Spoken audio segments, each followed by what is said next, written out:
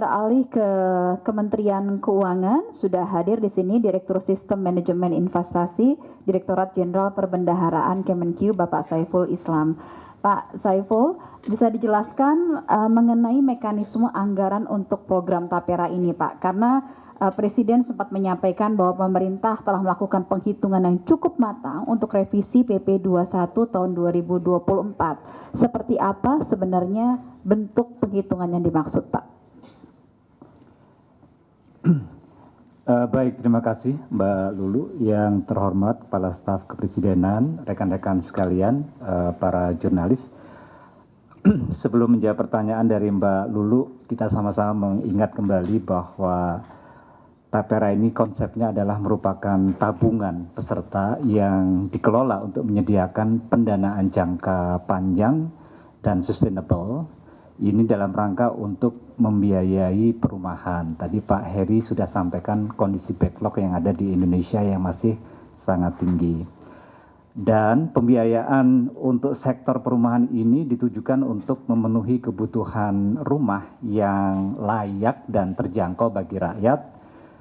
Sekaligus ini adalah juga untuk mengemban misi sebagaimana yang diamanatkan di dalam Undang-Undang Dasar 1945. Jadi ini adalah landasan kenapa kemudian program ini didesain, dipikirkan, dan terus disempurnakan tentunya. Nah, terkait dengan pertanyaan yang disampaikan oleh Mbak Lulu tadi, terkait dengan sumber dana yang dikelola oleh BP Tapera. Rekan-rekan media sekalian, bahwa semenjak BP Tapera didirikan dengan Undang-Undang Nomor 4 Tahun 2016, ada 3 dana yang dikelola oleh BP Tapera. Yang pertama adalah BP Tapera ini membawa dana atau mengelola dana yang tadinya itu dikelola oleh ex Bapertarum.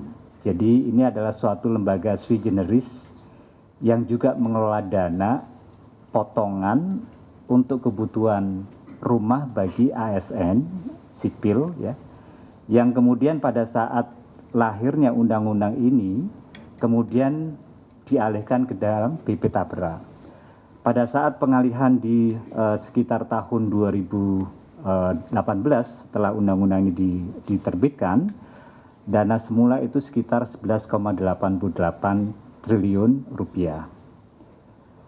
Yang kedua adalah pada saat BP Tapera dibentuk, ada juga alokasi dana modal awal, ini semacam modal kerja bagi BP Tapera untuk bekerja, dan 2,5 triliun itu sumbernya adalah dari APBN 2018, di mana mandatnya adalah hasil pengelolaannya itu digunakan untuk pemenuhan biaya operasional dan investasi dari BP Tapera. Jadi pada saat start beroperasi BP Tapera itu sudah dikasih modal awal sehingga dia bisa tenang untuk memikirkan bagaimana mereka bisa bekerja, beroperasi, menjalankan program-program yang dimandatkan sesuai dengan undang-undang. Nah, yang ketiga, dana yang dikelola oleh BP Tapera ini yang berulang-ulang juga disampaikan oleh Pak Heru tadi adalah apa yang disebut dengan dana fasilitas likuiditas pembiayaan perumahan.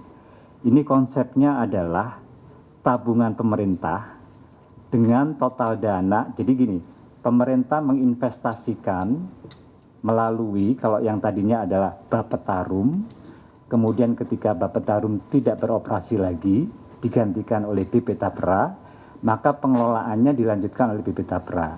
Dan dari tahun 2010 sampai dengan tahun 2023 terakhir kemarin, dana yang dikelola dengan skema fasilitas likuiditas pembiayaan perumahan ini sampai dengan 2024 kuartal pertama maksud saya itu sekitar 105,2 triliun. Jadi 3 dana ini yang dikelola oleh BP Tapera yang bisa dianggap sebagai 3 sumber dana dan masing-masing